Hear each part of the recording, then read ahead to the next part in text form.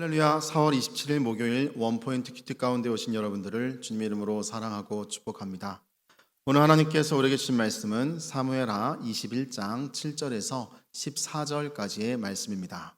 사무엘하 21장 7절에서 14절까지의 말씀 다 같이 한 목소리로 읽도록 하겠습니다. 그러나 다윗과 사울의 아들 요나단 사이에 서로 여호와를 두고 맹세한 것이 있으므로 왕이 사울의 손자 요나단의 아들 무비보셋은 아끼고 왕이 이에 아야의 딸 리스바에게서 난 자 곧 사울의 두 아들 알모니와 무비보셋과 사울의 딸 메랍에게서 난 자 곧 무올라 사람 바르실레 아들 아드리엘의 다섯 아들을 붙잡아 그들을 기브온 사람의 손에 넘기니 기브온 사람이 그들을 산 위에서 여호와 앞에 목매어 달매 그들 일곱 사람이 동시에 죽으니 죽은 때는 곡식 빼는 첫날 곧 보리를 베기 시작하는 때더라. 아야의 딸 리스바가 굵은 배를 가져다가 자기를 위하여 바위 위에 펴고 곡식 빼기 시작할 때부터 하늘에서 비가 시체에 쏟아지기까지 그 시체에 낮에는 공중의 새가 앉지 못하게 하고 밤에는 들짐승이 범하지 못하게 한지라.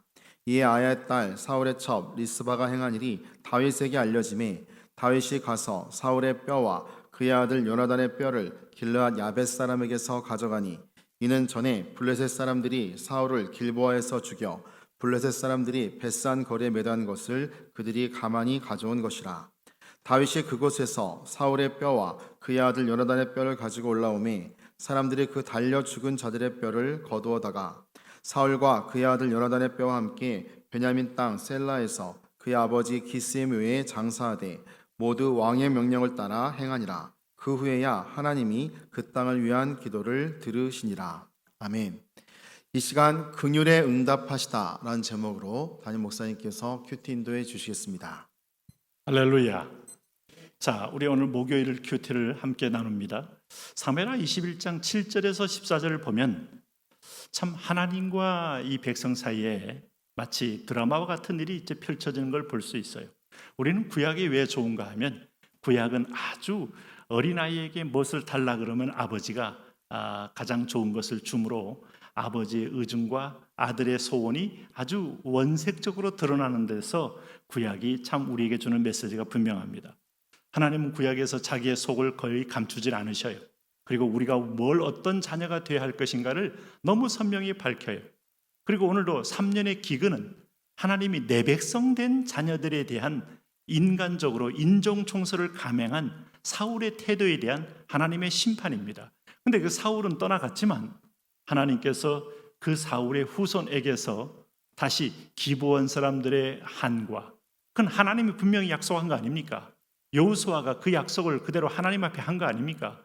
그러니 기브온 사람들은 사울이 그것을 어김으로 큰 피해를 당했기 때문에 하나님은 다윗을 통하여 기브온 사람들에게 사울의 자손을 7을 내어주므로 그들의 손에 의해서 그들을 목매달게 하므로 오늘 그들도 하나님의 언약을 어긴 자가 어떻게 되는가를 스스로 체험하면서 하나님의 공의를 또 한 번 알게 된 겁니다.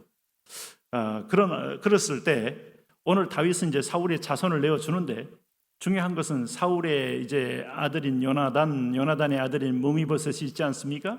근데 여러분 아시는 대로 정말 요나단이 다윗을 얼마나 사랑했습니까? 그러면서 요나단이 죽을 때 아들을 부탁하지 않았습니까? 그렇기 때문에 무미보셋은 뺍니다. 이게 또 다윗의 또 의리를 지키는 마음이요 약속을 지키는 태도예요. 오늘 7절에 그 얘기가 나와 있죠.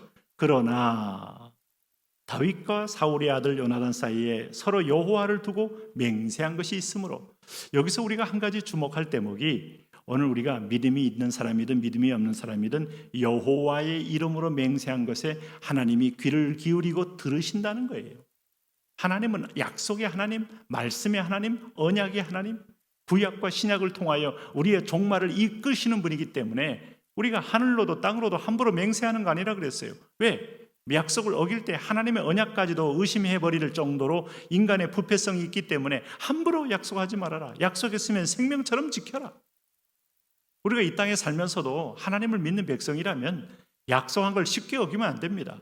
시간 약속이든 어느 장소 약속이든 날짜 약속이든 오늘 뭐 조그만 일이 생겼어도 다음으로 연기하지 다음으로 바꾸지 이 말을 자주 해서는 안 돼요. 정말 불가피할 때만 할 수 있지만 마치 이솝 우화에 나오는 그 늑대가 나타났다고 외치는 자의 소리처럼 별로 중요하지 않음에도 불구하고 자꾸 옮기다 보면 결정적일 때 약속을 결국 내가 놓침으로 큰 손해를 볼 수도 있어요. 약속이 참 중요하다. 그래서 여기 보니까 여호와를 두고 맹세한 것이 있으므로 오늘 왕이 사울의 손자 요나단의 아들 무미보셋은 아꼈다 하는 대목에서 오늘 다윗의 신실함을 우리는 보게 돼요. 여러 부분에서 다윗은 한 번 약속한 것을 결코 쉽게 변하지 않는 속성이 있어요. 그리고 자기를 조롱하고 비난해도 심의를 살려두고 원수 갚는 것은 여호와께 맡기는 그런 영적 지혜가 다윗에게는 항상 살아있어요. 결단력도 부족하고 때로는 그는 상황 판단도 오판을 해도 일단 약속한 것은 신실하게 지키는 이 속성이야말로 하나님과 통하는 마음입니다. 어쨌든 오늘 8절에 왕이 이에 아야의 딸 리스바에게서 난 자 곧 사울의 두 아들 알모니에와 무미보셋과 사울의 딸 메랍에게서 난 자 곧 무홀라 사람 바르실레의 아들 아드리엘이 5 아들을 붙잡아, 조금 여러분 복잡하긴 하지만 어떻든 손자로 이어져서 아드리엘의 5 아들을 붙잡아 그들을 기브온 사람에 넘기니 기브온 사람들이 그를 산 위에서 여호와 앞에 목매어 달매 그들 7사람이 동시에 죽으니 죽은 때는 곡식 베는 첫날 곧 보리를 베기 시작하는 때이더라 했습니다. 자, 이렇게 다 이제 원수를 갚았어요. 하나님의 말씀과 언약을 어기는 그 사울 왕의 자손들이 이렇게 목매어 죽임을 당했어요. 그럼 비가 쏟아져야죠? 아닙니다. 비가 안 옵니다. 자, 하나님은 뭔가 이게 원한을 갚고 나서 약속을 어겼다고 징벌했다고 비를 내리시는 분이 아니었음을 알 수 있어요. 그래서 10절에 보니까 여기에 어떤 일이 벌어집니까? 아야의 딸, 그러니까 이제 아야의 딸이 이제 리스바가 굵은 배를 가져다가 자기를 위하여 바위 위에 펴고 곡식 베기 시작할 때부터 하늘에까지 비가 시체에 쏟아지기까지, 그렇죠. 이 시체가 7시체의 구가 누워 있는데 비가 내리면 얼마나 참 상황이 비참하게 지겠습니까? 그래서 또 새들이 와서 찍어 먹을 거 아닙니까? 그럴 때 시체와 새들이 범하지 못하도록, 오늘 밤에는 들짐승이 범하지 못하게 하도록 오늘 어떻게 했습니까? 오늘 굵은 배를 가지고 덮었고, 11절에 이에 아야의 딸 사울의 첩 리스바가 행한 일이 다윗에게 알려지매 다윗이 가서 사울의 뼈와, 이제는 다윗이 그 소식을 듣고 간 거예요. 그들이 기브온 사람들에 의해서 목매임을 당했구나 하고 또 긍휼한 마음이 있기에 간 거죠. 가서 어떻게 했습니까? 그의 아들 요나단의 뼈를 길르앗 야벳 사람에게서 가져가니 이는 전에 블레 사람들이 사울을 길보아에서 죽여 블레 사람들이 벳산거리에 매단 것을 그들이 가만히 가져온 것이라. 다윗이 그곳에서 사울의 뼈와 그의 아들 요나단의 뼈를 가지고 올라오매 사람들이 그 달려 죽은 자의 뼈를 거두어다가 다윗은 사울과 요나단의 뼈를 취하고 사람들은 그것을 보고 죽은 7 오늘 다윗의 자손들의 뼈를 다 거두어서 14절 사울과 그의 아들 요나단의 뼈와 함께 베냐민 땅 셀라에서 그의 아버지 기스의 묘에 장사하되 모두 왕의 명령을 따라 행하니라. 다 아름답게 장사를 치러줬어요. 어찌 보면 이 손자들은 아닌 밥 중에 홍두깨 같은 비극을 당한 거 아닙니까? 그런데 그 아버지 다윗 사울이 하나님의 약속한 백성들을 향하여 기어코 잡아 죽인 열매가 이거 아닙니까? 그래서 그 후에야 하나님이 그 땅을 위한 기도를 들으시니라. 이때 비가 왔다는 겁니다. 오늘 모든 것은 마치 이 베옷은 긍휼로 덮는 이스라엘 백성들의 마음이기도 하고, 다윗이 사울과 요나단의 뼈를 가져오고 백성들이 그 따라서 7 자손의 뼈를 가져다가 다 아름답게 장사를 치른 것은 마지막 긍휼로 덮은 거예요. 은혜는 긍휼 위에 임하는 겁니다. 우리가 보복하면 피차에 우리가 상처만 남고 결국은 모든 걸 잃을 수 있어요. 그러나 용서라는 건 긍휼로 덮는 겁니다. 그 위에 하나님의 단비가 내릴 수 있습니다.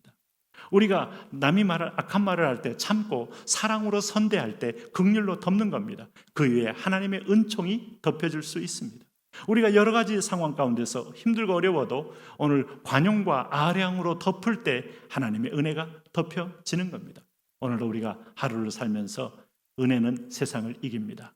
긍휼은 심판을 이기고 자랑합니다. 그 그 은총의 편에 서시기를 바랍니다.